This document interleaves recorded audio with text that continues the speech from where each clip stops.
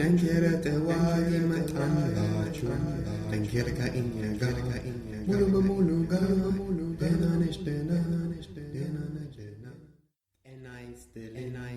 እንደምናችሁ ደንኬረ ጠዋይ መጣላችሁ ደንኬር ከእኛ ጋር Welcome to the Black Open University show. Rebuilding education from an African place of being.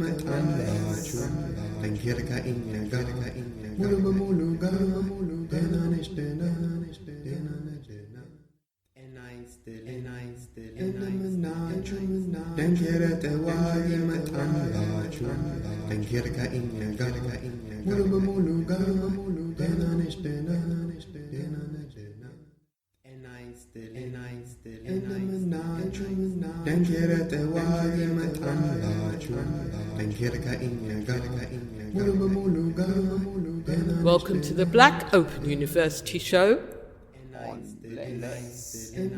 Rebuilding education from an African place of being.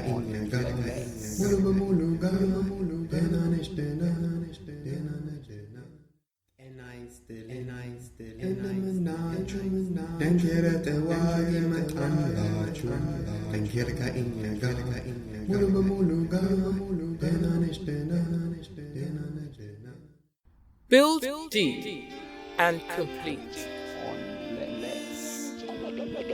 Do you know of the water of life? What's the big idea? What's the big idea? Original again, start from the heart. Not up, true indeed. I see, I feel. Mathematics, matrix, institutes, patterns. 1, 2, 3, you learn at 3. Classic. Welcome to the Black Open University show. Rebuilding education from an African place of being.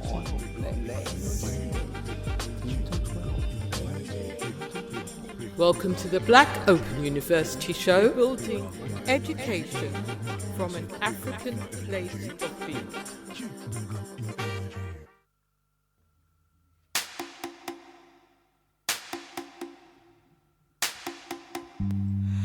Dip down, dip and down, dip and down. We're in there. Dip down, dip and down, dip and down. We're in there.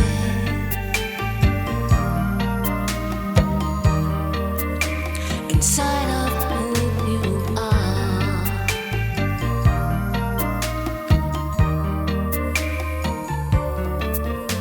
Inside of who you are. Time has its own way to be.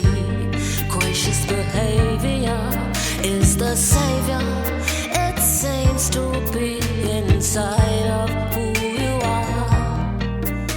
The sky is like a storybook with sand in your eyes. See the light, come and see sunrise inside of who you are.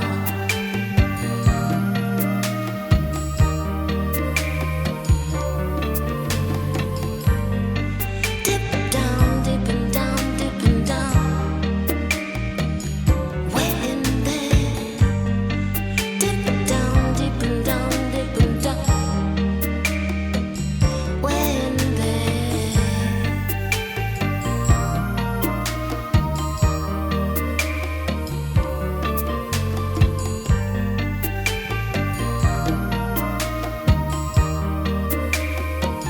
I said inside of who you are.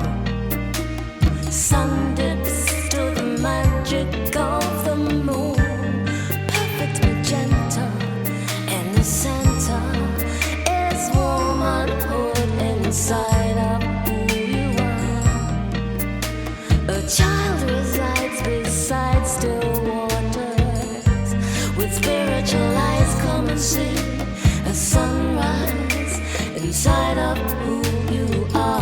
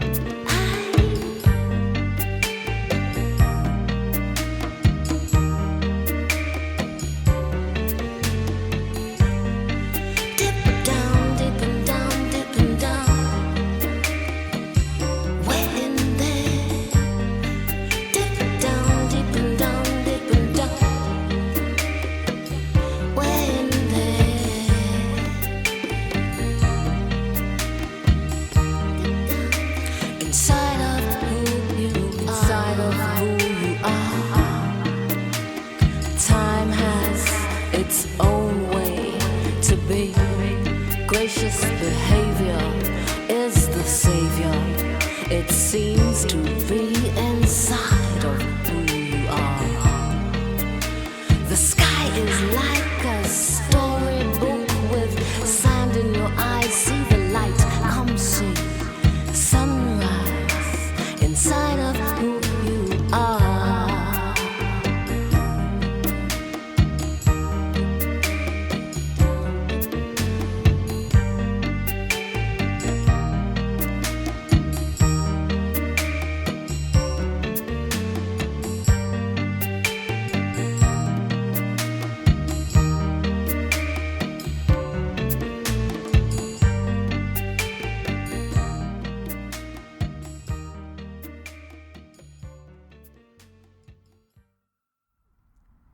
Welcome to the Black Open University show, On Bless. rebuilding education from an African place of being. On Bless Radio.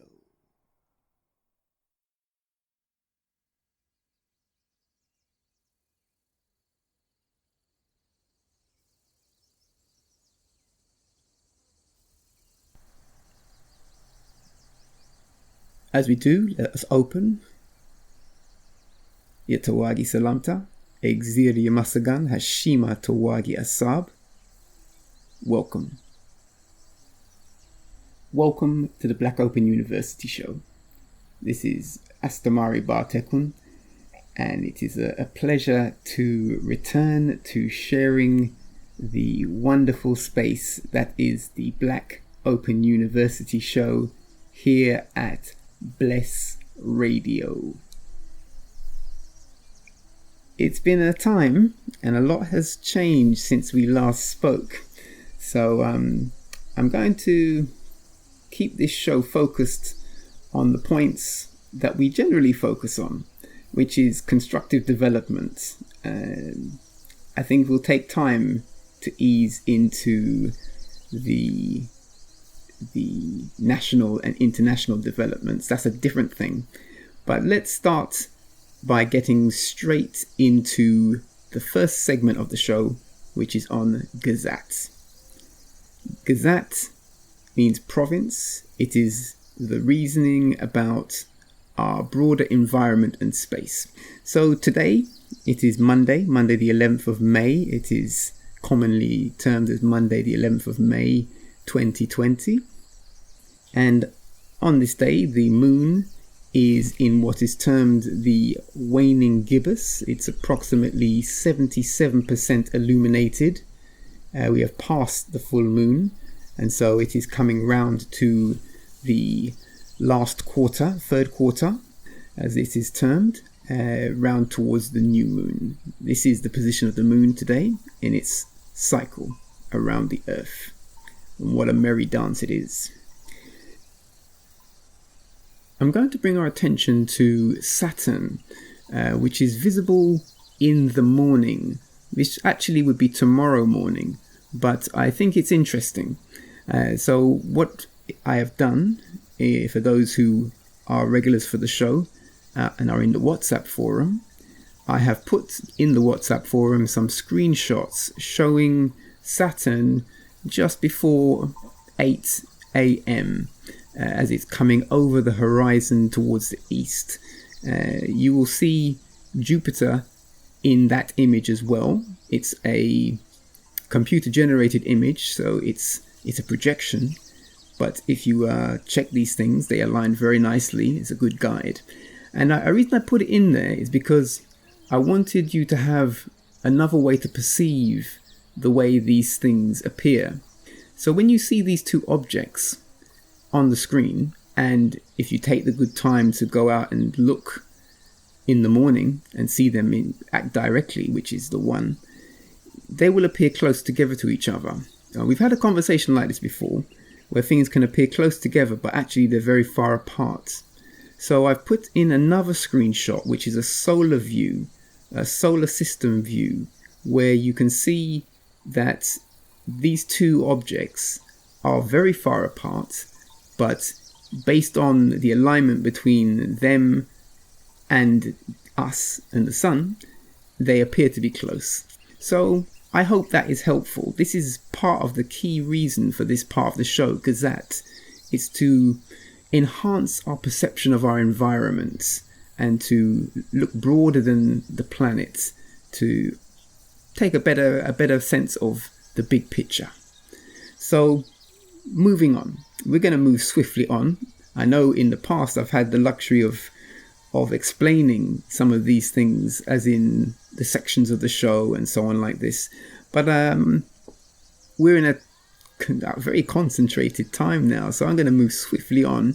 And those who need to know the structure, then you should check in with abundancecenter.org, contact us, and we will definitely give you the full link into all the structure, how you get the show notes, how you get into the WhatsApp group, all of these things. It's easy to do, but you have to contact us. Okay, on to the next part of the show. Zare Gize. Zare Gize. Zare is news time. So the news time, obviously if you're listening to standard news, you know there's only one thing being there's only two things being spoken about, coronavirus and 5G. So that's not the news today for this show. The news was a recent conference that was held with UNESCO. UNESCO, this is the United Nations Education Secretariat, and they held a conference. The conference was to do with open science, a debate on open science and trying to build the movement towards this. So I thought I'd pick up on this just to share with you what that means. What is that? What is being spoken about? The good people at University World News, particularly Wachira Kigotho, have put together a very interesting article. And in that article, they've explored some of the issues behind this thing termed open science. So essentially, open science is about not keeping the learning, the research, the new insights closed behind closed doors, how to share it, how to make it more accessible, and what the challenges are for doing that. This conference, or this debate that was taking place with UNESCO, was designed to advance that. They're doing that mainly now in regard to the virus, the said virus, to try and spread sharing of news for this and working together, collaboration. However, it's something that I think we should think about differently. I'm a very strong advocate of open source material in terms of computer coding and resources, and open science is like this. Open source means you share it, and that's an important way, and to try and break away from the ownership of knowledge. And yeah, there are some challenges there are some fundamental flaws with knowledge ownership and monopolization and capitalization of knowledge, as we have seen. So anyway, just to read a couple of sections from this. This is a quote from Ayang Agobor. She's the Commissioner for Human Resources, Science and Technology at the African Union Commission. She said, "Africa needs a strong research enterprise and open science. This can address some of the existing inequalities." I found that quite interesting. She's not from the United Nations. She's speaking from the African Union as a representative into that forum. And so she sees values for this. I see values for it as well. But I have a strong feeling that Africa would need to have first an internal open space for sharing knowledge, because really the crux of it is that there are cultural differences in the way one's come to know. And so there are fundamental things that I think generating that culturally grounded open sharing would generate a whole new world of learning and development for our continent. So I think she's got the right idea, and I think this is someone that perhaps we should interview and see why she said that. But I thought I'd flag it up just to say that. According to Dr. Angela Sarcina, a science policy expert at UNESCO, open science is an umbrella term encompassing concepts and definitions related to the way knowledge is created and disseminated. It includes practices such as publishing open scientific research, campaigning for open access, and making it easier to publish and communicate scientific knowledge. Well, I agree with all of that. That's good. We need that. The challenge now is that universities find themselves capitalizing on the knowledge that is generated in their spaces, and professionals, as they advance to higher levels of their studies and research, they become experts and then get farmed out into or harvested into business, and then it becomes secret. And so there are many issues around this. UNESCO's plan is to extend science and data sharing beyond the research community or scientists talking to each other, to open science to benefit the wider society. Again, this makes sense. It's the way. It's the way. I don't think that UNESCO has the strength or the real determination to drive that through, especially beyond the COVID situation.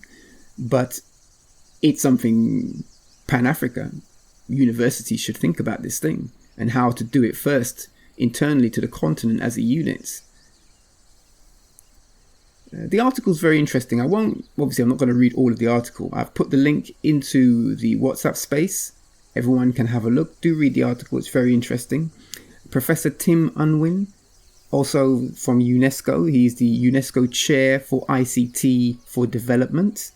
His argument is a little different. He's arguing why it's hard to get this thing done.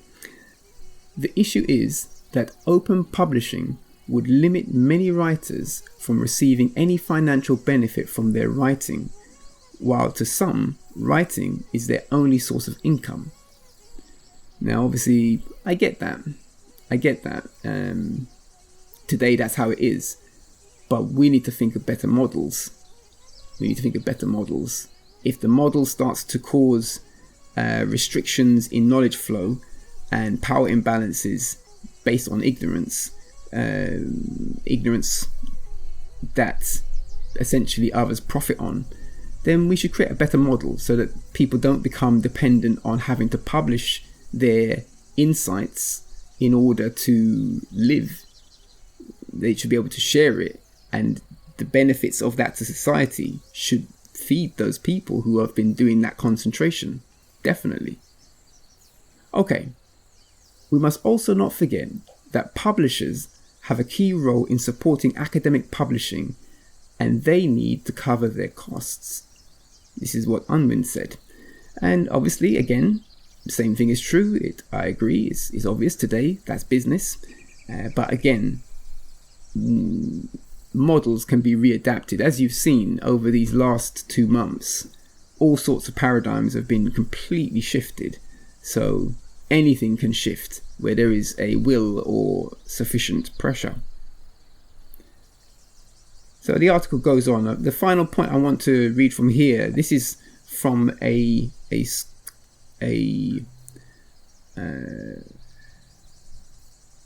scientist at Jomo Kenyatta University of Agriculture and Technology.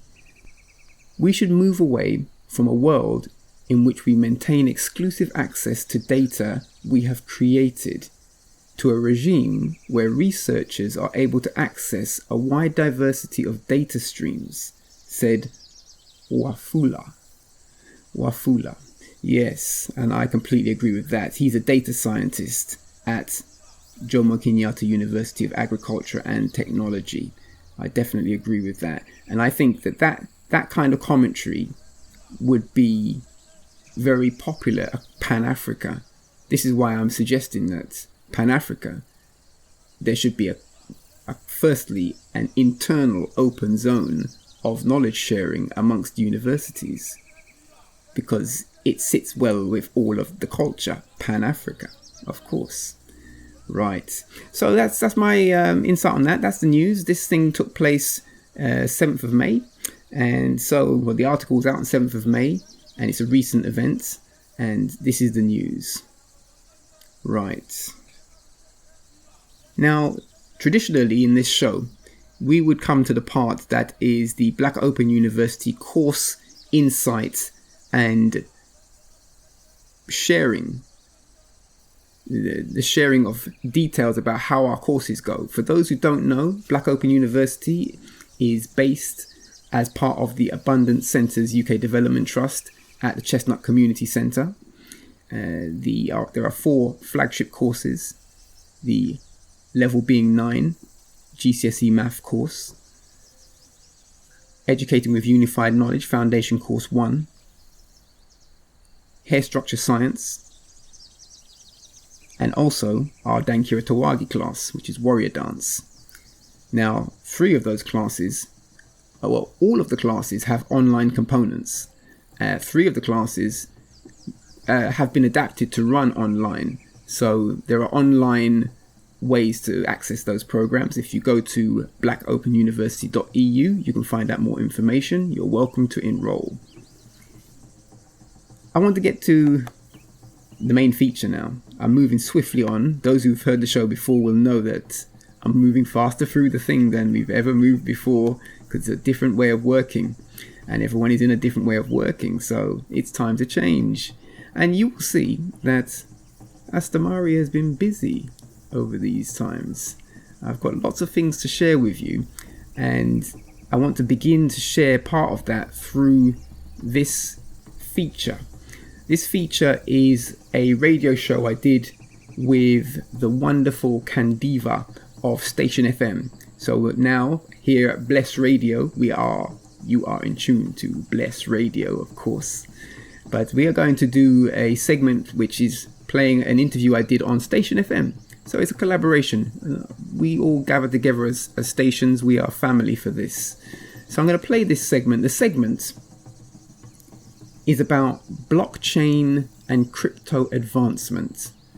And you may be wondering, what's the blockchain? What's blockchain? I know what crypto, what's blockchain? Well, you're going to find out in the segment that's going to play in a moment. It's coming up and you're going to enjoy it. So it's a very, very wonderful thing. In actual fact, I've enhanced the show. I've added things into it. So things that weren't in the first show that I did on Station, I've added extra things in there to complement the learning of the points that are being made. So you should find it very insightful. The summary is this. We are launching a new learner cooperative around blockchain and crypto advancement learning for people who want to learn about this thing. What is the blockchain space? And when I say blockchain space, to put it in common language that you may easily associate, it's the thing that Bitcoin is built on. When you hear about Bitcoin and Ethereum, if you know that word, these are types of currency, digital currency, cryptocurrencies. These things are built on a platform, and that platform is the blockchain. And the article next, the special feature, is going to explain all of that and more. In addition to this new cooperative, which we are now inviting ones to enroll in and join into, you can find out more about that, by the way, by going to abundancecentre.org/blockchain. abundancecentre.org/blockchain. And when you do, you will see there further information, because we are launching a cryptocurrency of our own. Imagine that. Equality token. We're going to launch a token called Equality Token. And this unit, this cryptocurrency, is going to facilitate a whole new era in the workings of abundance centers. And so I'm very, very excited by it. We've deployed the first levels of that, and we're engaging all sorts of specialists around it. So I'm able now to share this level of insight to what we're doing. And so without much more of ado, I'm going to go straight into that. When this part ends, it will come into the show's jingle. So I'm going to, let you full enjoy that.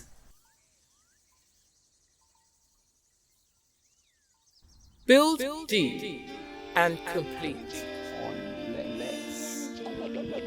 Do you know of the water of life? What's the big idea?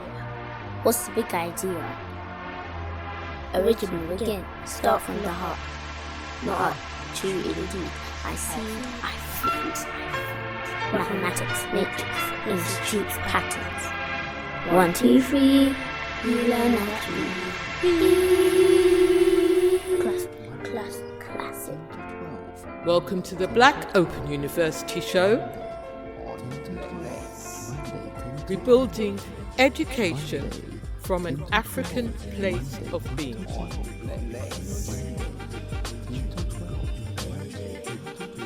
Welcome to the Black Open University Show. Building education from an African place of being.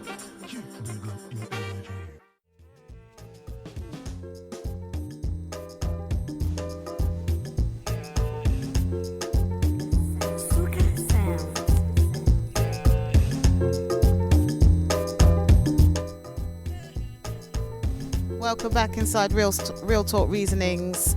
My name's Candiva. This is stationfm.ning.com. So glad to have your company today. Sunday, the 10th of May. Got to send shouts and thanks once again to Lyndon Wizard, the inspired diabetic who joined us here for the first hour. We're going to move on swiftly now to our second guest today. Okay, now we move to a totally different area. Okay, maths and science. Okay, we're looking at the future technologies. Okay, as I was saying earlier on, he's returning to Real Talk Reasonings. Astamari from the Abundance Center, You Learn Naturally, is joining us now to talk with us about this new way forward. Okay, bitcoins. Okay, I didn't know about bitcoins, cryptocurrency. You know, I feel like I'm on Star Trek. You know, that's how far behind I am. The whole blockchain technologies that are actually in motion and moving in society. Okay, and we have some of us, like myself, got no idea what's going on, but these things are going to be up and running, by the time our children and our nephews and nieces are mature adults. Okay, because they are already in the system now. Okay, who laughed about paper money, plastic money? Who laughed about that? Yeah, me too. But look at it. It's as common as muck now. Yeah? And it's going nowhere. Okay? And I believe that blockchain and cryptocurrencies and things like that are going to come in and be as common as the credit card. Some people say money isn't real. There is actually no actual money. It's only given a value because the government give it a value. Okay? So we just take it as such. Okay, so if money isn't actually real, then surely there can then be cryptocurrencies. There can be currencies that exist within that whole sector. So my mind is open to receive this information because it's very real. Okay, let's meet Astamari. Hello, Astamari. Hashima Astamari. Respectful greetings to all ones. Thank you, Candice, for setting up this wonderful show and opportunity to share our developments And yes, it's a very important topic. So thank you. Oh, it's my pleasure to learn about it from you, and at the same time as a lot of our listeners. It's my absolute pleasure. It's an honor, because I know how busy you are with the Abundance Center. You've got so much work going on, maths and science, and providing these platforms, these education streams for our young people, and for elders and older people, mature adults as well. Is just, you're the only person that I know that's actually doing this kind of work. So it's an honor to have you with us. Thank you.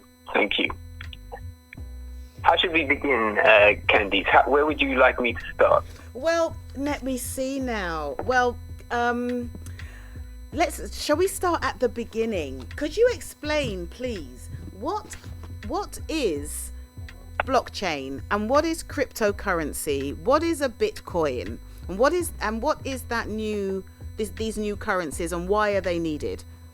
Why, or not even why are they needed? Maybe why are they here? Okay, we'll speak on these things, but if I was to start then at the very beginning, let me give some context. So I am Astamari Bartekun. I am the chair for Abundance Centre's UK Development Trust. We're a learner cooperative and an umbrella organisation set up to help incubate more member trusts. A member trust is basically a collective of people. It could be in all sorts of different areas, any area where there can be learning. A collective of people who want to have an association, a formal association structure, and to have an excellent model constitution, which we provide. So we set up and support member trusts who are interested in learnership. We're especially focused on what we call steamed up learning. Now, steamed up learning is essentially STEM plus the arts. And STEM is science, technology, engineering, and math. So we are very interested in science, technology, engineering, and math from an African place of being.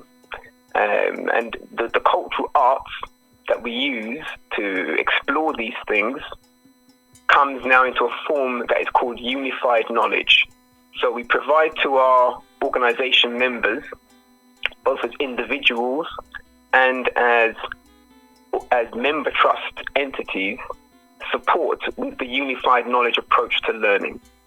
Just to give a hint of that, because some people may not have heard of that, it's a way of teaching where you can use music and dance to teach core ideas of math and science, fundamental ideas, and the practicalities.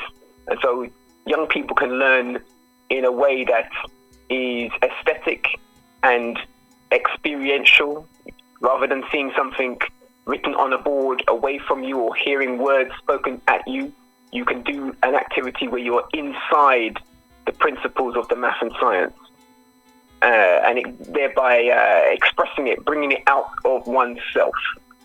So my background is like this. I am the principal teacher for Unified Knowledge, and so we've got a lot of developments around that. Abundance Centres is an opportunity for cooperatives to form around any learning, but then to have it enhanced with that approach.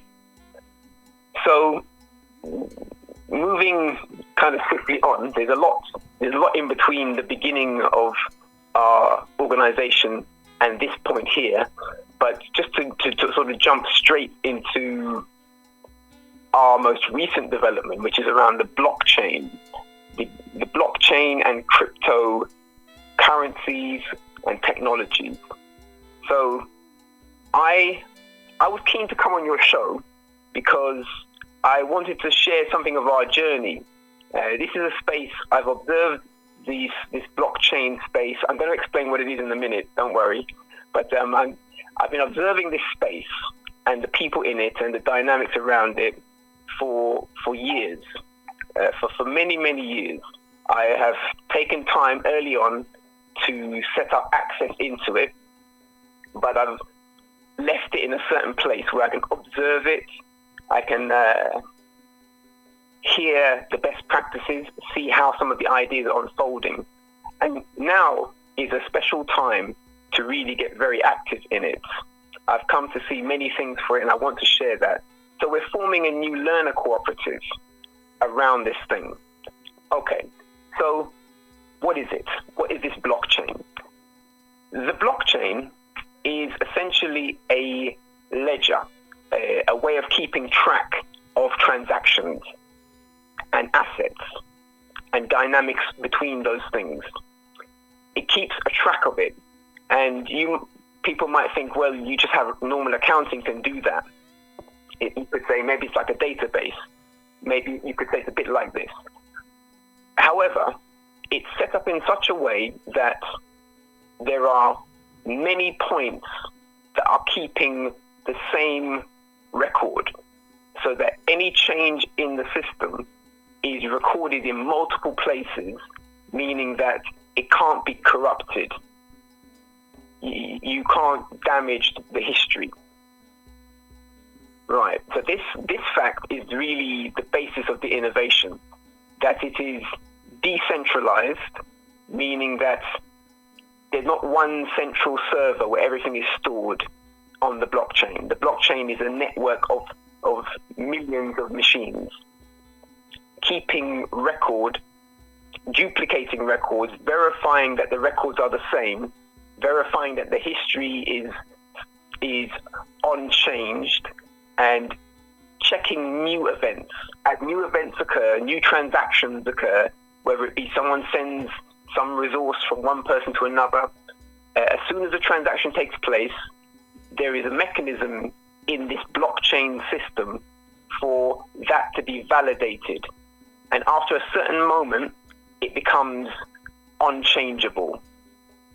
So this is the space. This is the blockchain space. And that sounds simple, but it sets up a platform for many new technologies. And on top of that now, the Bitcoin comes in. Bitcoin is simply one application that can use the blockchain. But there are many. There are many that exist, and there are many more that will come. And so, for me, the really important thing about this learner cooperative that we're starting now is that the area is still very, very open for innovation, and specifically, it's very open for diversity. There is an imbalance in the blockchain community in terms of the demographic of people who are there now, who are leading it, shaping it. There's an imbalance. And as you know, where there is imbalance, there is poor health. So this is the thing. It's very important not only for us to go in there as communities of different cultures, multiple cultures of the globe. Particularly, I'm interested in Africa and Southeast Asia, but especially it's important to bring diversity into the space, not only for those regions in themselves, but actually for the whole blockchain community world. Otherwise, it will end up perpetuating injustices because of the inherent imbalance and the problems that come from that. So, anyway, the blockchain summary, the blockchain is a ledger. It keeps track of things, of transactions, of assets, and dynamics between the assets. Once it's set, you can't change it because too many other machines have the same record. It's practically now impossible for corruption to take place inside of the history of things. So no one can change the history. Whereas if you had one server, the person who controls the server, maybe they can go in, change some numbers here and there, make something look different. You can't do that with the blockchain. So that's the base. Okay. So Bitcoin is an application on it, which is now a way that you can exchange value. The token idea the Bitcoin as a coin, a currency, is now a unit, a digital unit that you can exchange, and that unit keeps its integrity as it moves around. Some people are seeing it as a store of value.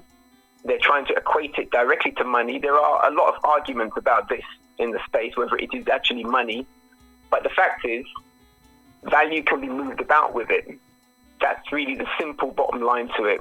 And it's the leader, it's the dominant cryptocurrency. There are others like Ethereum, but let me stop and let's talk a bit more. Okay, I don't know where to start. That was very interesting. Why is there a need for this for blockchain technologies? Is it all about securing finance and assets? And if so, what about securing messaging? You know, like I don't know, WhatsApp groups and things like this. I mean, does it also come into to applications like status?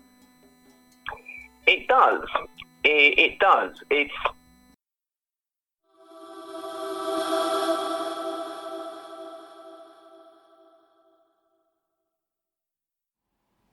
Hi everyone, I'm Paul, and this is Cryptography, where we unlock crypto for the masses. Today I'm really excited to talk about Status.im, the DApp, distributed app that I'm most excited about in the entire crypto space today. I'm excited for a few key reasons, and I'll go through those right now. First, it's built on the Ethereum platform, which is really the cutting edge technology in crypto today. Next, it has a really killer design that's based on a WeChat, kind of like WhatsApp type interface, which makes it really easy for people to send crypto back and forth, and leads me to my next point, it's a gateway to all Ethereum applications. You can search for all these really cool new apps that are being built on Ethereum, just like Status, but you can use Status to get to them. Next, it has secure messaging, which exists in this peer-to-peer way, where no one central source has all of your info. It's all peer-to-peer and end-to-end encrypted. Next, and finally and most importantly, it's potentially crypto's killer app, which will allow the masses to finally get into this cool new technology space. You love Naturally Radio.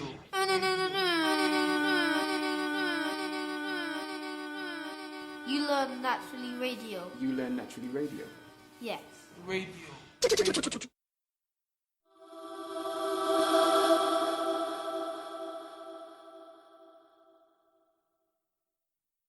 Is it all about securing finance and assets?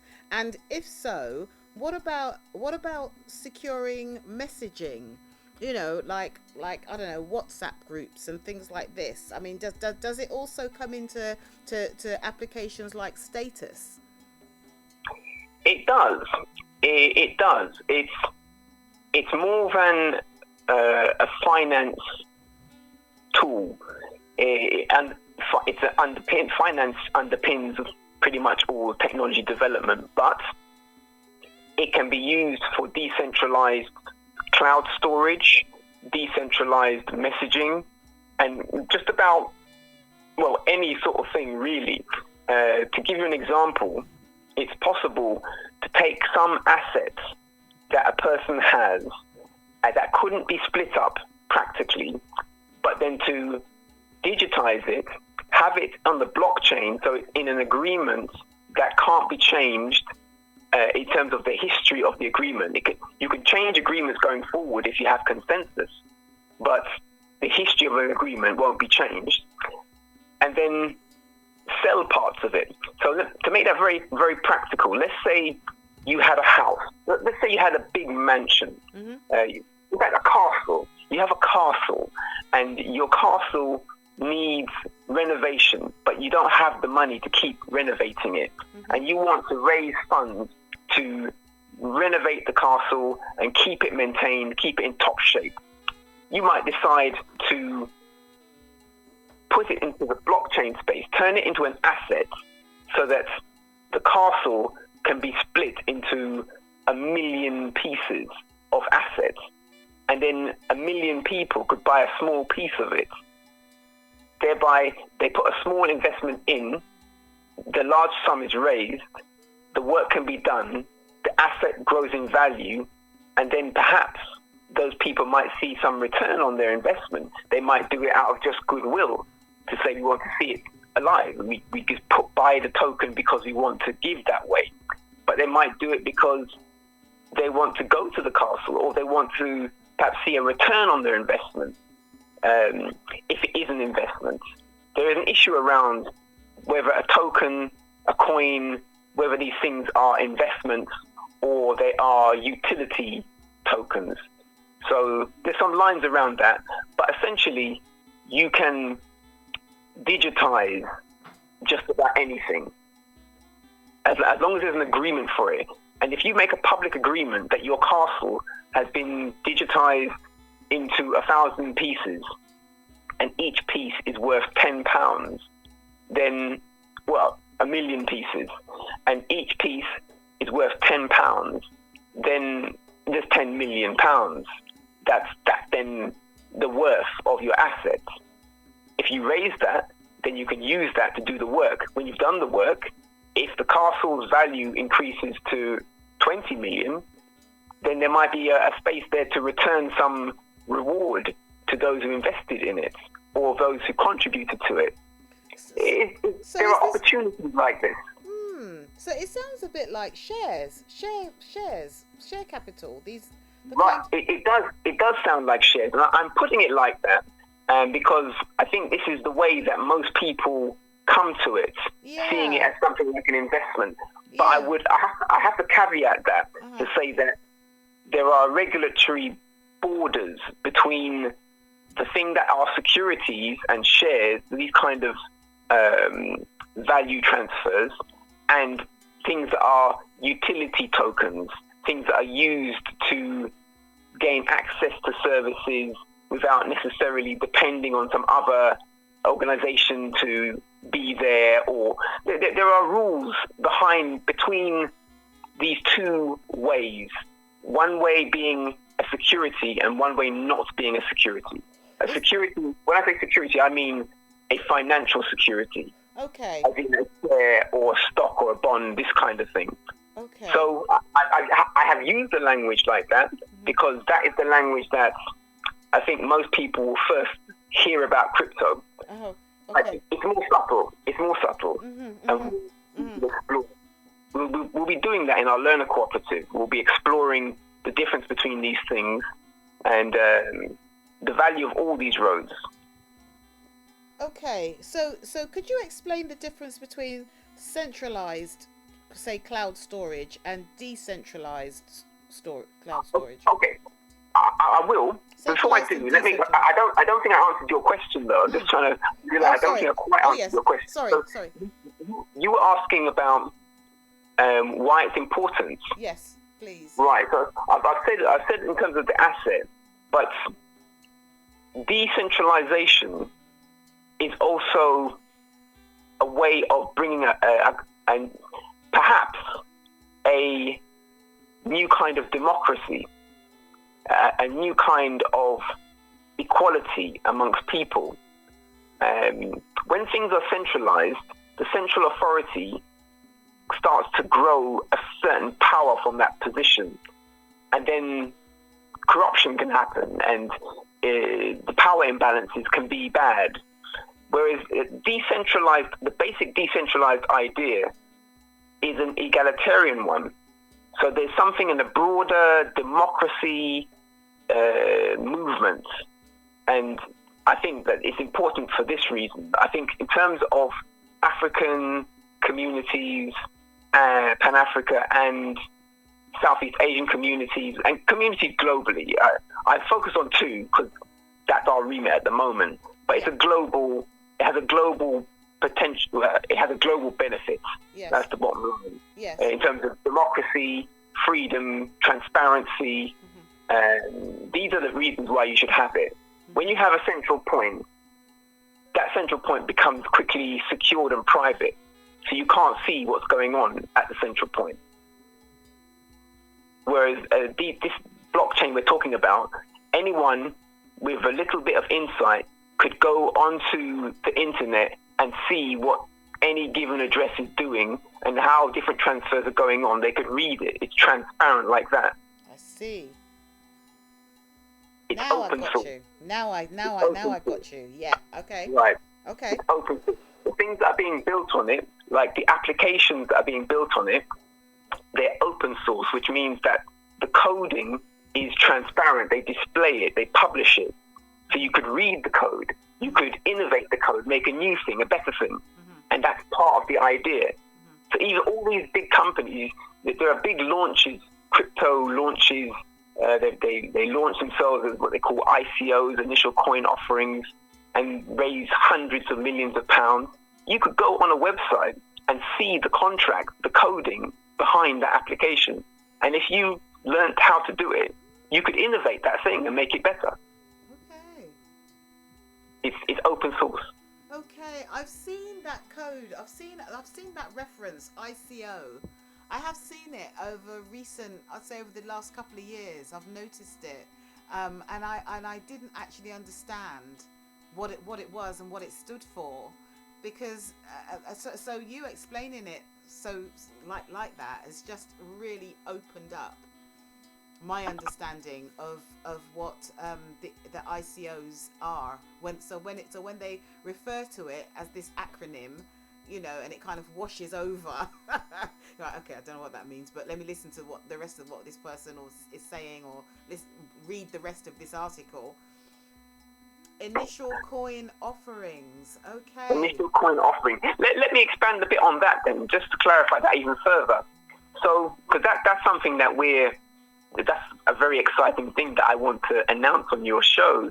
Something special that we're doing. It's news, brand new, and I'm very pleased to announce it on your show. But before I do it, to explain. Okay. So these things, which are called cryptocurrencies and crypto tokens, and these applications built on the blockchain space, they have what are called smart contracts. Smart contract is basically code that just interacts with other contracts and other, let's say, entities in the computing space. They're not just like a paper contract. You write it, you would read a thing and you just see it there, but they are interactive. So they're smart contracts. Now, when you've secured your token, when you build a token, and you have established the reason for it, if you like, the business case or the venture case for it, what it's going to do, how it's going to work, who is going to benefit, such things like this. If there is value in that, then you can put it into what's called an ICO, which is an initial coin offering. And into that now, you then offer your token to the public so that they can buy it. And when they buy it, then they are buying into the value that has been expressed. And many of the initial coin offerings, in fact, most of them are raising funds for things that don't yet exist. Wow. In fact, I would say, over 90% of them have raised funds based on what's called a white paper, which is essentially like a business plan. And in doing that, they're saying, we've developed this token, we've got a very great plan for it, we've worked out the details of how it's going to go, and we need this investment, investment's not the best word to use. We need this. This is what we are willing to sell this thing for. If you put it in, then we can do that work. I think that's the bottom line to it. If you put money into this, then we can do the work we said we're going to do in the white paper. Okay. And if people like it, if they like the idea, then they buy it. Now, and they buy it with a cryptocurrency, or they buy it with bitcoins. Well, they buy it with whatever money they have. They buy it with fiat currency, which is, let's say, paper money. That's your pounds, your yen, your dollars, your euros. You can buy cryptocurrencies and tokens with that. There are ways to do that. Or if you have cryptocurrencies and tokens, then you can trade those things for this other thing. So the trading would be for that. You mentioned a castle earlier on, and it being broken up into bits, so to speak. So that currency would be bought to buy your bit of that business plan, that idea, that white That's paper. right. That white paper. That's right. That's of the actual venture, the actual dynamic. Which is the white paper. That's right. The white paper explains the dynamic. Yes. Oh, very interesting, Astamari Batakun. Mm-hmm. It is very interesting. And the thing is, this has been going on now in the upper echelons of finance, away from us. I mean, we're all dealing with Aldi's on the high road, Sainsbury's, Tesco's, our main high street banks, our cash currencies. Some of us will have ISAs or some other kind of, financial investment, that are on what I would call quite a basic level. And and I say basic now because I can see that there's a whole other level that we haven't even, we're not even aware of, and nor have we had the opportunity to use our paper money, this old money in this new financial world. Well, what I would say, you're right. You're absolutely right. We haven't. The opportunity is there, but it's been very masked and very. It's not easy to enter both the knowledge of it or the practicalities of it. And most people working in the blockchain community space are actively trying to onboard people. They're trying to engage people to develop products and services that make it easier and easier to access the space, because it's not easy. But what I have to add in terms of our reasoning, and when you make the comparison to like the standard financial instruments, ISAs and bank accounts and so on, things like this, shares, and the blockchain finance, the bit finance space it's not backed in the same way as a bank. So there is notable risk involved in funds in there. There have been, I mean, this is the caveat to the great potential that is there, is that there have been many coin offerings that haven't worked out, and people have put funds in and it hasn't worked out, and they've been disappointed by that, or simply had to learn from it. So it's a very, very dynamic space. It's a cutting edge space. There are many agencies in the blockchain crypto world who are trying to keep or develop stability for that, to try and stabilize it. And there are also regulators, national regulators, of coming closer and closer to it in their knowledge and their management of the space. So the thing is becoming stabilized in a certain way, but at its heart, it's the essence of blockchain, and the essence of those people who at the heart of it is to liberate a kind of freedom, which is a new order, which comes outside of the what we know as normal government and regulation. It comes outside of it. It challenges it. I think it will challenge possibly the best, in my opinion, the best way forward would be that some nation embraces the thing completely and just becomes that space where this thing can exist freely. And then they will have broken out from the world governance. But until such time, there's a tussle between the history and the future. Yeah. It's challenging like that. But it's definitely, I have to say again, it's not a space that you can say I compare this to my saving investment that I've got in my Abbey National saving account. It's not the same as that. Although there are many projects and applications that offer saving plans and investment plans to yield returns. They offer these things. They're worth exploring, but you have to explore it with doing your research, doing counsel, and being prepared to know the risk and accept the risk. Yes. It's as simple as that. And having said that, I've been looking for a long time at what is the application for the poorer communities of the world for this thing.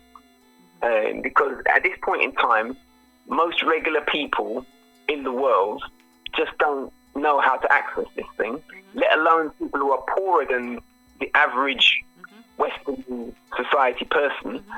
They're far away from accessing the space.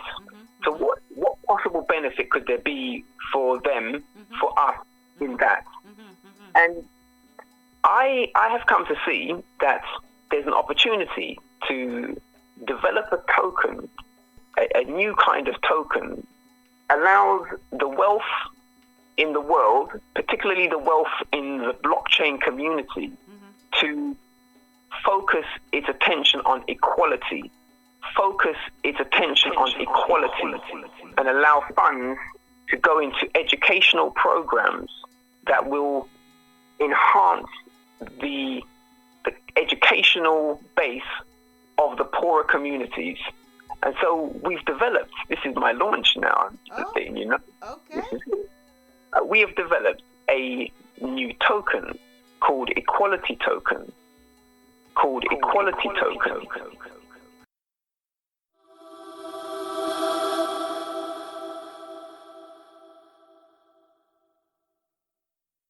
We have developed a new token called Equality Token. Okay. And this token will be used to enhance the accessibility of the blockchain to poorer communities in Africa and East Asia. So we are working through with various partners and developers around this, but we have taken enough of a landmark movement into it for me to be able to say it to you now. Wow, how exciting! Oh my goodness. Now, I mean, this is all brand new to me, but it just sounds so interesting and so exciting when we look at our future. I mean, you mentioned the risk, and I thought that was very fair of you to do that, because there is risk with anything. Look at how many banks and building societies have gone down. Look at how many people have invested in their pensions and lost money so there is risk involved in finance anyway. ISAs, TESAs, all these things that have happened over the years in our lifetimes. We've all watched it on the news. So there's risk regardless. You're right. Yes. I mean, these things, they come in you asked a really good question at the very beginning when you were introducing this part of the show. And you asked about currency. Is it real? And actually, it is most definitely a trust tool and a human social construct, and has variations that are not underpinned by logic everywhere. There is so much imbalance in the way that currency flows. I would bring people's attention to the word currency. Currency, it relates to current. And when you think of current, you can think of flow. Maybe the flow, the river, Yes. the way the river goes. Yes. And when you think of river, if you have a nice meandering river, then you have river banks. And so you have banks in the current. Right. And we have flow charts. Flow charts are always used with money. Oh my days, Astamari, look, our eyes are open to this kind of matrix behavior of the system. Yeah, the system that we live in. and the things that we abide by without question, that we just take as is, and we believe in them and we trust in them and we allow them to tie us up in mortgages and interest rates and, you know, commitment to working in a certain way because we've got to pay this and we've got to pay that and this. And we just accept that these things are all there is, and that is the way that it is. But you've just opened up our eyes to the language of currency and finance, and these things. There's more to that. I'm sure there is. Yeah. I've just had an epiphany. Excuse me for butting in. But No, please do. Share it. But go ahead. No, you go ahead. The business of the river and the bank, the current of the river and the bank, because obviously rivers, they bring water. Water is life, and nutrition comes along with the river as well. Along that, water is life. So the issue that we have today and historically is that some. Well, let me give you an example. Well, my family's from Jamaica, and I have a beloved past uncle, and we have a house out there. There's one of the houses near a river, and I watched how my uncle constructed stones to set the navigation of the river, depending on some different function that he had to do. He would lay out the rock so that the thing moved in its certain way, and then he would get different benefits from these different arrangements. And it was at that time, I was young when I first saw that. It was profound for me to see a person controlling the river like this. But the situation we have today, and historically, is that some societies have controlled the river so that in their land it meanders. And when it meander means it's going to keep bending and looping and bending and looping. And the more it bends and it loops, is the richer the land is going to be around it. The more fertile, the more abundant the land will be. There'll be more riverbanks, more creatures around it, better ecosystem. Wonderful. Some advanced ones do that, and that's very good. But the issue is that in some other parts of the world, their land is deliberately made so that the river goes straight through. One line, no meandering, no banking, no way for internal and abundant internal ecosystem around currency and banking. Now, that arrangement is unjust. Yeah. And the agencies that set that up have to stop. Yeah. Now, that arrangement is unjust. Yeah. And the agencies that set that up have to stop. Yeah. Yeah. That's a fundamental issue.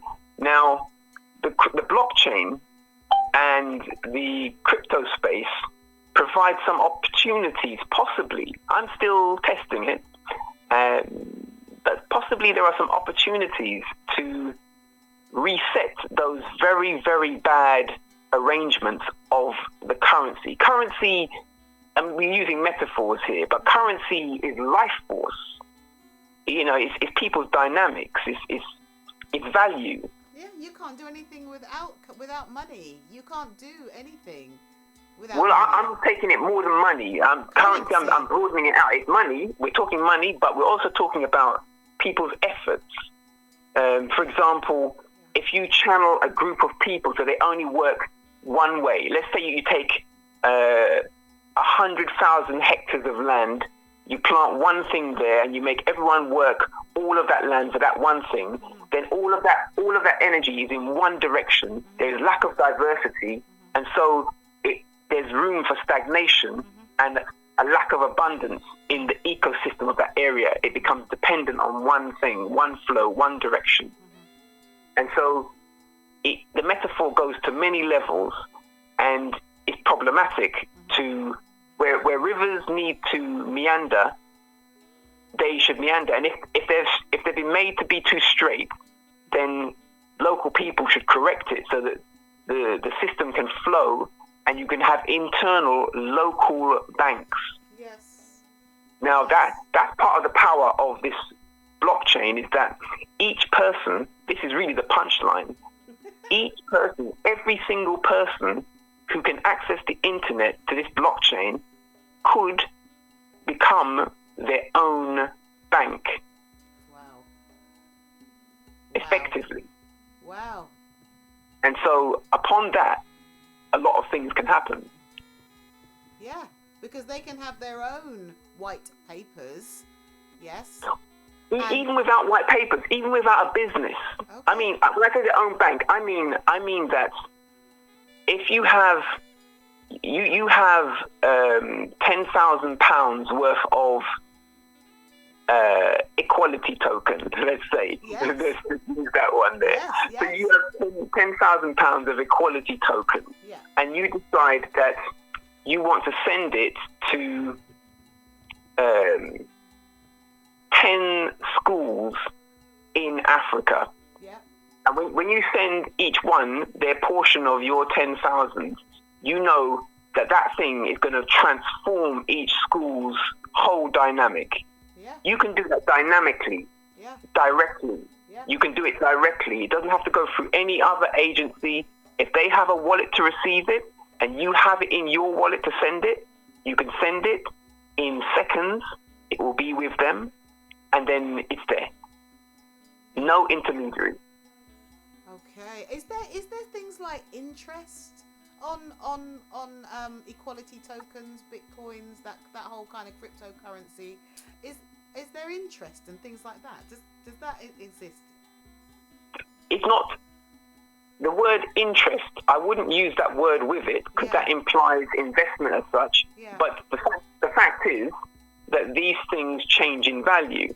So, for example, the Bitcoin, a few weeks ago, Bitcoin was $6,000 or so. Now it's come up to 10,000. So it shifted. Well, I say maybe a little bit more than a few weeks, but it's been making a steady increase. And I've watched the increase. I've closely monitored it since it was at about 8,000, and it's now got to 10. So if you had, if you had £10,000, then you're going to make significant increase on it. That's profit. You could call it that, definitely. If you had that kind of Bitcoin before it went up, then you had it. Then it goes up in value. You didn't do anything while it was going up. You just kept it. And then when it goes up, if you sell it, then you've got a profit. And this is a trading business. People are in the marketplace trading it like this, trying to work out, is it going to go up? Is it going to go down? When is the time to buy? When is the time to sell? And all of the currencies, all the tokens, they're being moved about like this. So it is similar to the share, stock, bonds market like this, but there are fundamental differences. And persons who go into it should know the differences. This is why we set up our learner cooperative. And persons who go into it should know the differences. This is why we set up our learner cooperative. I should mention at this point abundancecenter.org, our website, abundancecenter.org, because on that page there, that's a home page, but there's a link there, there's an image talking about the new cooperative, and persons can find out how to join our cooperative if they want to get involved in the learnership of this. So, learning is the key. And we, having worked in diverse communities for decades, focused around teaching STEM creatively, I know the challenges. Sorry to cut you. That is science, technology, engineering and maths. Got it. Through cultural arts, through the arts. The arts is key because most schools and colleges and universities, they speak about STEM. They'll have a STEM department or leaders that are coordinating the science, technology, engineering and math departments understand. That's a standard thing. But theme is the natural way. That is the way that fits better with our traditions. But it takes a skilled practitioner to be able to use cultural arts to teach math and science properly to the specification of examinations. We have programs where we're teaching the GCSE math level 9. The program's called Level Being 9, which is the highest standard, using this pedagogy of creative approaches towards the math and science. So it's not a light touch of art just to give it a bit of color. It's a fundamental enhancement on the way that the math, science, technology, and engineering are learned. Unified knowledge. Unified knowledge, because you learn naturally. You learn naturally radio.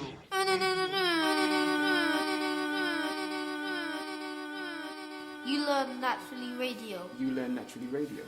Yes. Radio.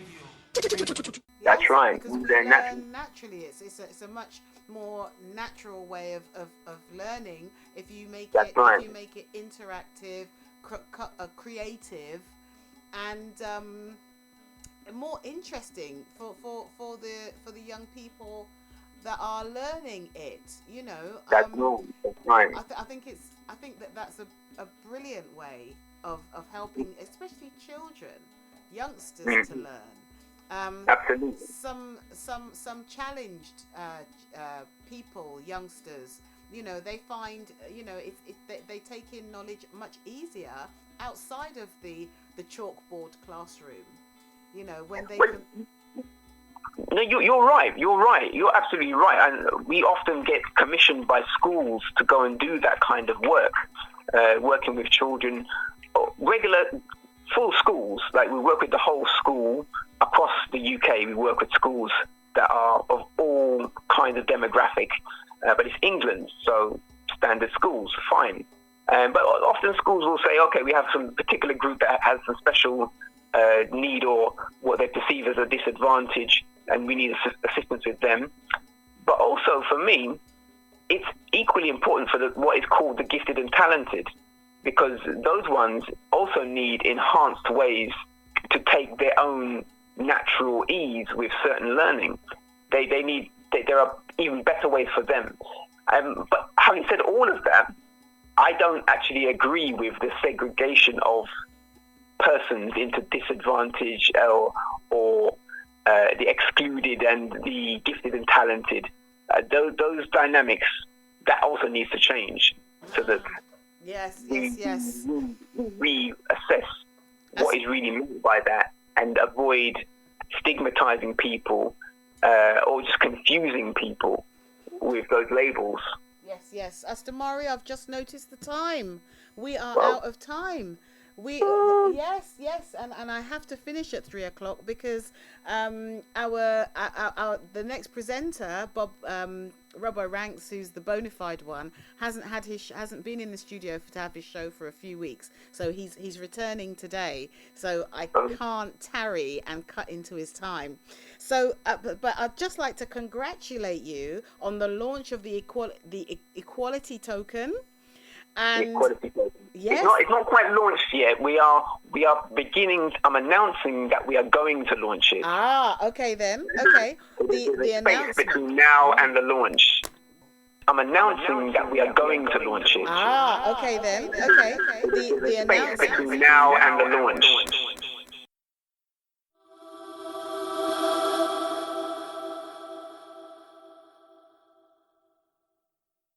What's up, guys? It's Blue here, and you're watching Blockchain Central. In today's episode, we'll take a closer look at ICOs. Is it something you should be spending your hard-earned cash on, or is it not? As always, please know that the content does neither represent financial, legal, or tax advice, nor is it supposed to be understood or interpreted as solicitation to buy or sell any securities, coins, or tokens. Surely you came across the term ICO. You might have also heard of recent success stories and how much money a company can make in just a few hours when being involved with an ICO. I'm pretty sure you've also met people who warn you against that too. But what exactly is an ICO? How does it work? How can you profit from it? Is it a safe investment? Let's start by having a closer look at the word ICO. ICO is the abbreviation for Initial Coin Offering. This expression describes a relatively new way of crowdfunding. ICOs are mainly issued by early stage companies coming from the cryptocurrency sector. The so-called initial coin is more of a digital voucher or a utility token, as the intended cryptocurrency does not exist yet. That way, individuals can invest in a cryptocurrency at an early stage before it actually exists. In many cases, investors acquire a so-called ERC20 token, which later entitles the investor to an exchange for the newly created cryptocurrency on the new blockchain. If the company's efforts realizing the projects are successful, the coins will one day hit the cryptocurrency exchanges. Investors will then be able to sell them at a premium as demand for the currency hopefully increases. An ICO therefore provides the opportunity to invest in early stage projects without actually getting a stake in the company, as would be the case with IPOs, initial public offering. Please remember that an ICO does not entitle shareholders to dividends, nor does it automatically carry voting rights. In contrast to IPOs, where the stakeholder is interested in the company itself, ICOs have their main focus on the future project. Are you ready to invest? Here's how it's done. To invest in an ICO, in most cases, you don't need euros or dollars, but cryptocurrencies, like Bitcoin or Ether. After you have found a project you like during your research, you should carefully read the white paper which specifies the purpose for which the money will be used and expected completion of the project. Take your time as you read, as you should be sure to invest in the right project. You may have to wait a little while before you can invest, as most token sales will only open at a certain point in time. Once the token has been opened, you can exchange your cryptocurrency for the token of the ICO. To do this, you transfer requested cryptocurrency from your wallet to the wallet of the company which is organizing the ICO. After you have completed this transaction, you may have to wait a little while before your token is shown in your wallet. This transfer may take a few days or even weeks. If the money collected is not enough to finance the project, it will be returned to the investors. As you can see, it's really not that difficult to participate in an ICO. For now, you can sit back and watch the progress of the project. Don't see your investment as a way to make quick profit, but rather as a long-term investment. But wait, don't forget that every investment is not only an opportunity, but also a risk. An investment is only a chance, but not a guarantee to multiply your invested capital. This especially holds true to most ICOs. Investors neither have full transparency about the use of the investor money, nor do they know how the legislator will regulate this type of crowdfunding in the future. So be prepared to lose your invested capital and only invest the money you can afford to lose. Investing in an ICO is a great opportunity to participate in potentially innovative and disruptive projects at an early stage. Not only do you have an outlook on a good return of investment, but you also help young and ambitious entrepreneurs to turn great ideas into reality. If you are aware of the risk involved in the investment, you have a lot of fun to see projects grow as you are actively involved in them. By the way, Ethereum also started as an ICO. Now it's your turn to find the next big thing. If you like this video, make sure you hit the like button, share it with others, and don't forget to subscribe to Blockchain Central to never miss a beat. Happy investing.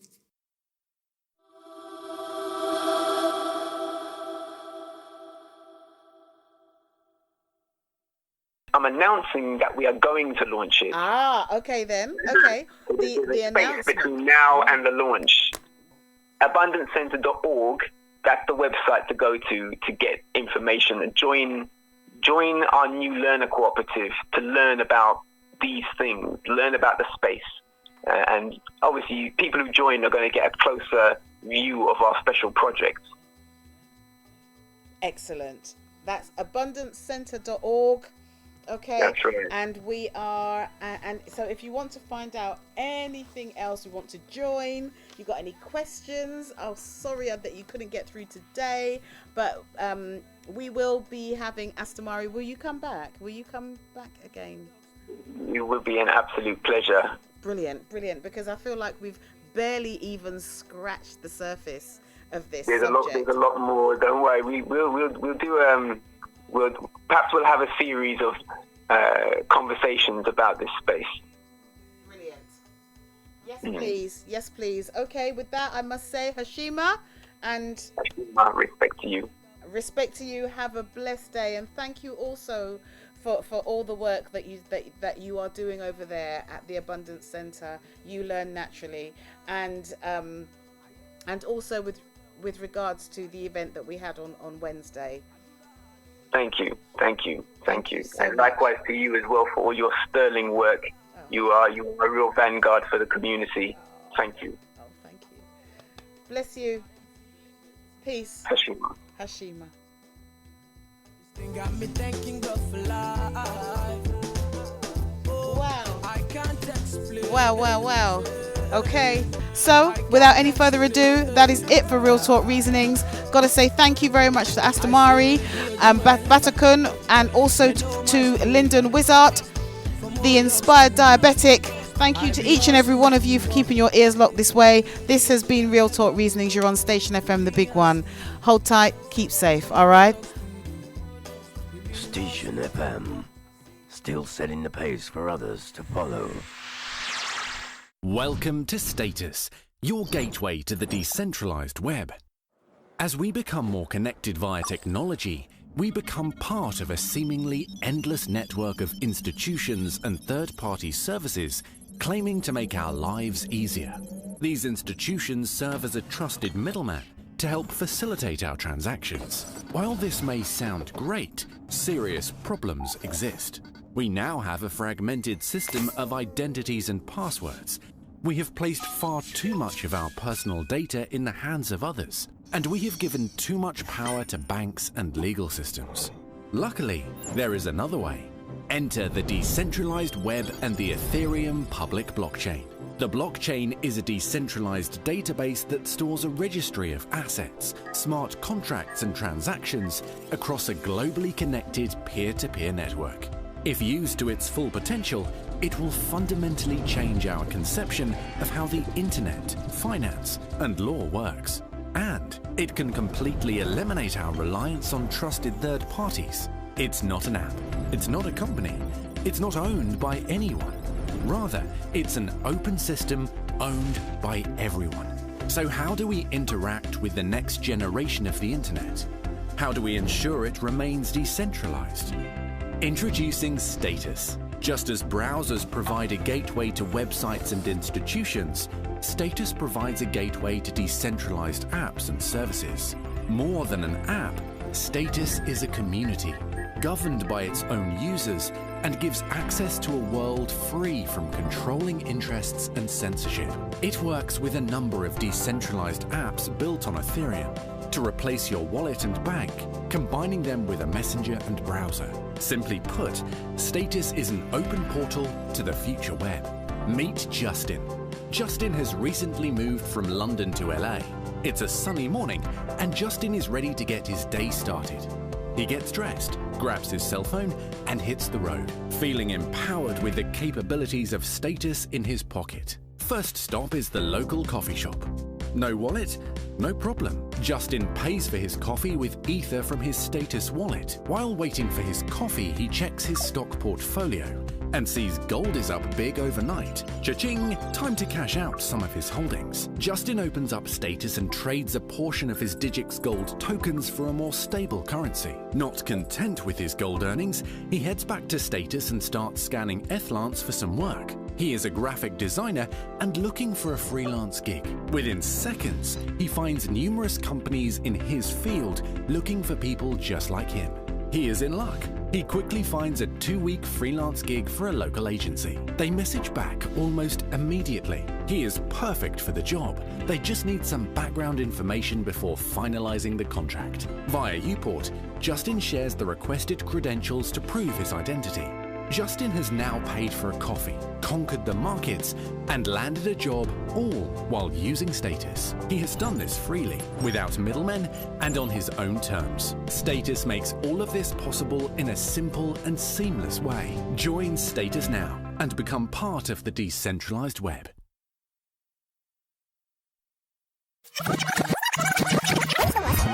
They make observations. justifications to build explanations or escalations based on known information. So, what you know about STEM? Mathematics and science, engineering, technology. If you take a look back through history, science and maths evolved to I myself would like to be a scientist too. Okay, that's good. And in the Abundance Centre, maths is helping me in science as well, because I hear that scientists use maths to do science. It was really good to see children who don't normally come forward in a lesson to really shine.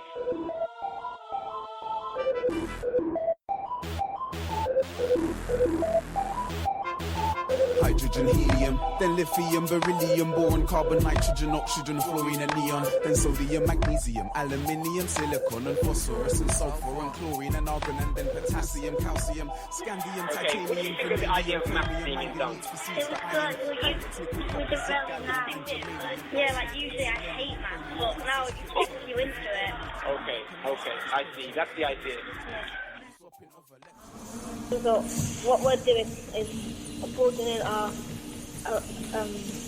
horizon. This whole thing of being in touch with my brain.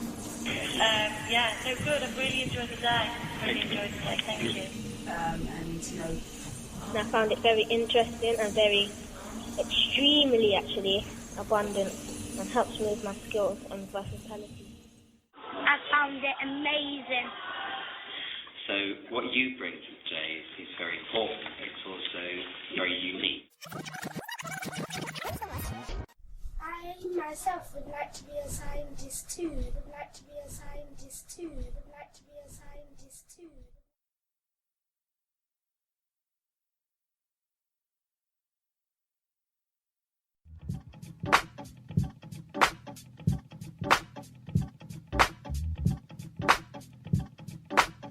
Hashima.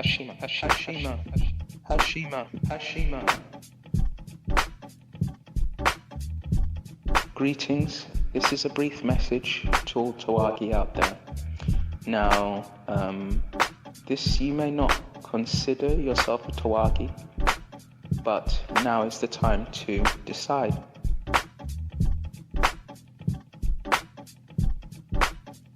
This is a youth safety and community safety utterance. Please note the words of the Honourable MP Steve Baker have been edited here to get to the point. Some of his full speech have been omitted for conciseness and creative flow. Check online for the full unedited version. Hashima, respect.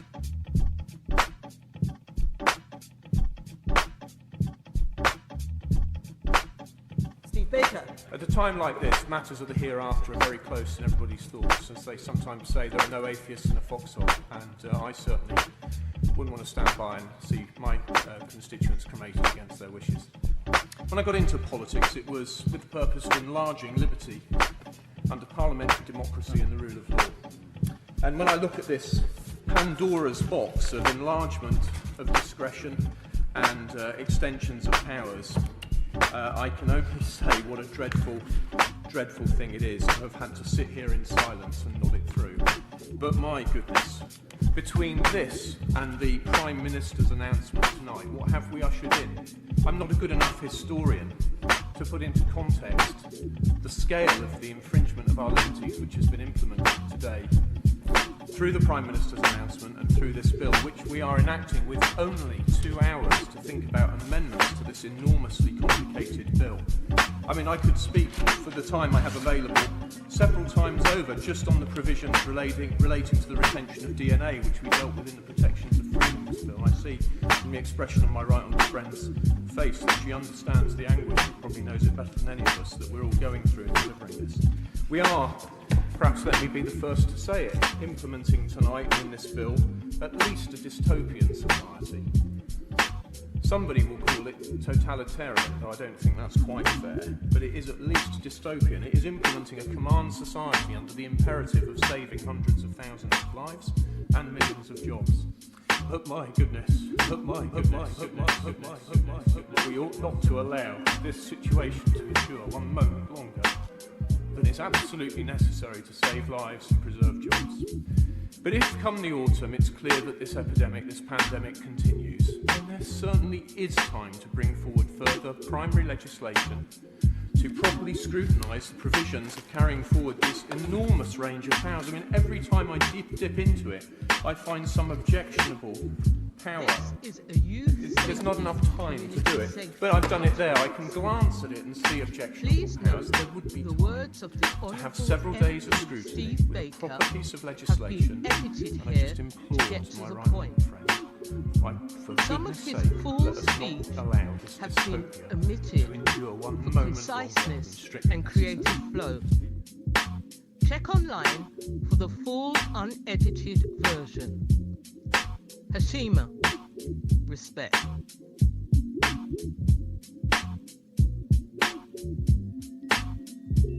Hashima, greetings. This is a brief message to all Tawagi out there. Now, this you may not consider yourself a Tawagi, but now is the time to decide. I'm hoping that this message will get shared. A Tawagi is a warrior, and that is to say, each and every one of us exist at this time. We came to be in this earth plane through tremendous odds, and that speaks of a warrior that is within all of us. But some of us, the warrior is sleeping, and now is the time for that warrior to awaken.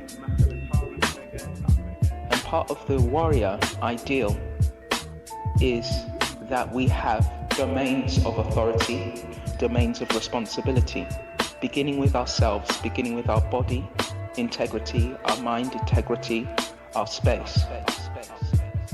The core message that I want to give, this is not going to be a long message, the core message I want to give everybody is that we are now in an unprecedented situation where the entire world has been held in lockdown, held hostage to unseen forces and unseen intentions. And we do not have to surrender to that. As Tawagi, as people who are consciously conceive of ourselves as warriors, we still need to maintain the idea, the principle that we have realms of personal authority and personal responsibility, and within that realm of personal authority and responsibility, we will ensure that a certain order is maintained. Now, this does not just relate to adults. You can be a child right now. If you choose to be a warrior, then that is so. That is what it is. You can be responsible for certain things. And the certain things that you can be responsible for is to make sure that you do not take advantage of the situation. Things have locked down. There will be people who will take advantage of the situation. Maybe some of us have already seen it by people who have put prices up on things, or who are not honoring previous promises in more ordinary times.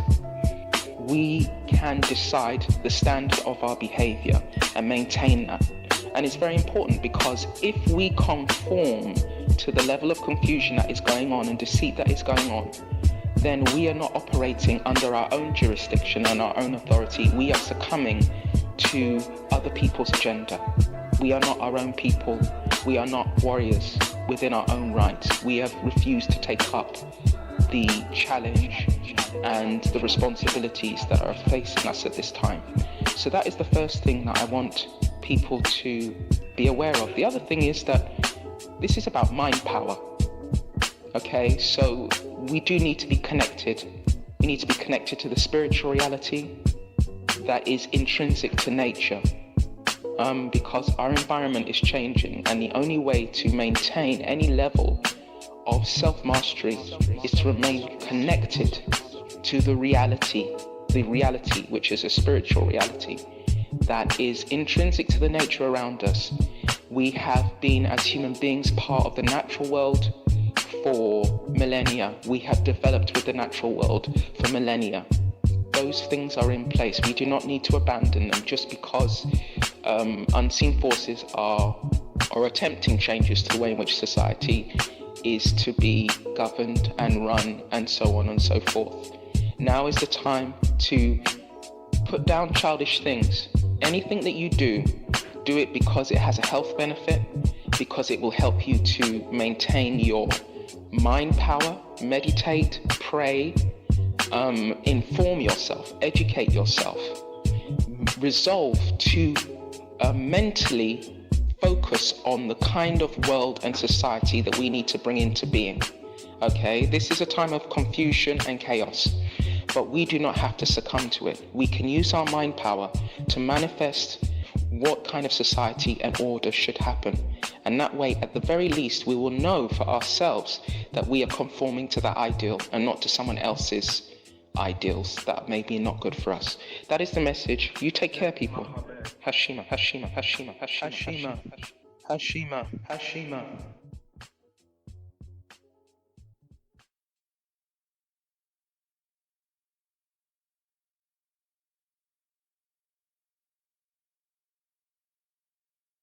Build deep and complete. Do you know of the water of life? What's the big idea? What's the big idea? Original again, start from the heart. Not art, too indeed. I see, I feel. Mathematics, matrix, institutes, patterns. 1, 2, 3, you learn how to read. Classic. Welcome to the Black Open University Show. Rebuilding education from an African place of being.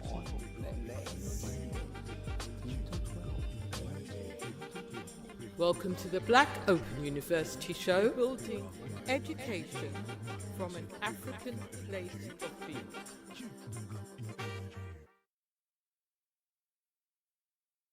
When it comes to the end, you know what we have to say.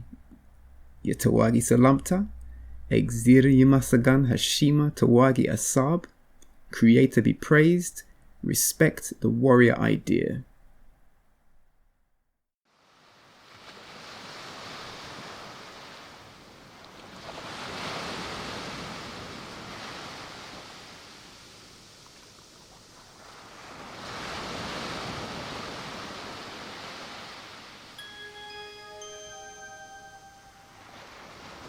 There'll come a day.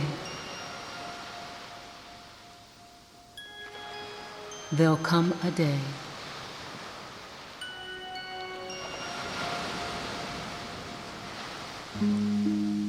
There'll come a day when the presence of the moment will truly be all there is. It will be all that will be sought after, revealing within life's riches.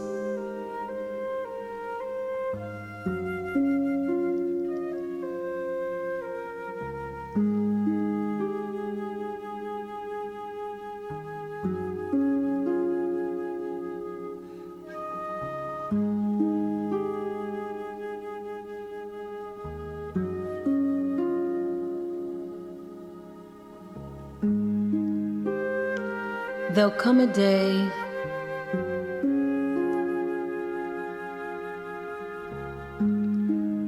when we will stand for truly what we believe in, honoring only the truth as we truly see it.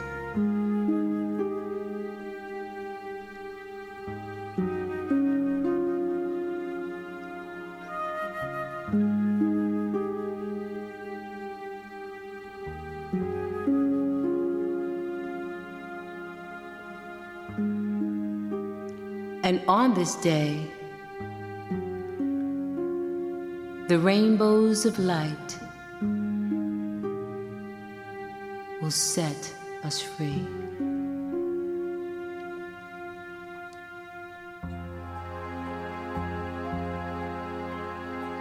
Deep within our souls, we'll know that only the goodness must show. And on the waves will flow into the midnight we'll go.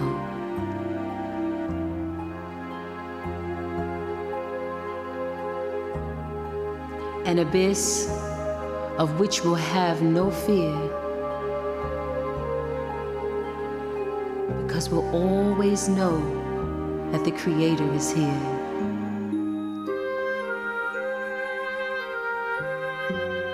Here in our souls, here in our hearts, here in our minds, creating within us a certain peace.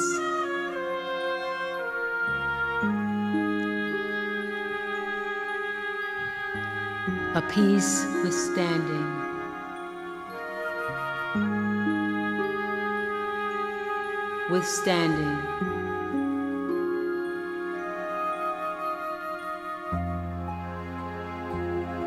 all the arrows of persecution,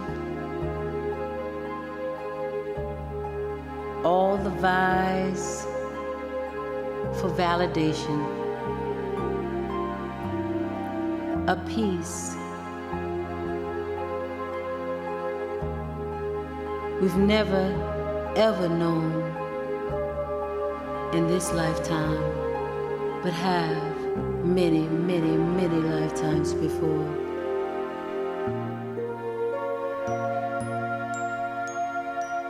Open the door. Open the door to your heart. Release the anger. Release the tension. Release the shame, blame.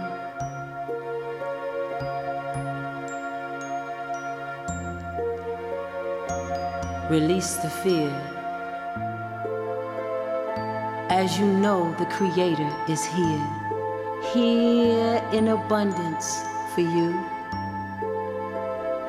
so that you may serve another too.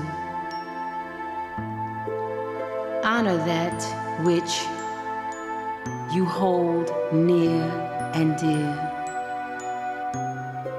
for that is the only reason you are here.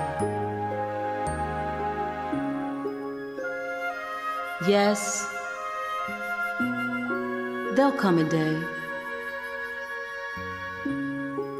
when all the pain and sorrow will wash away,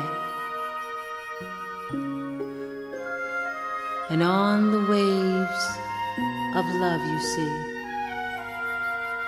that's where we'll be, you and me.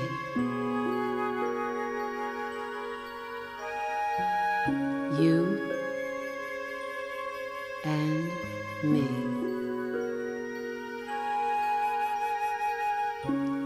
You and me.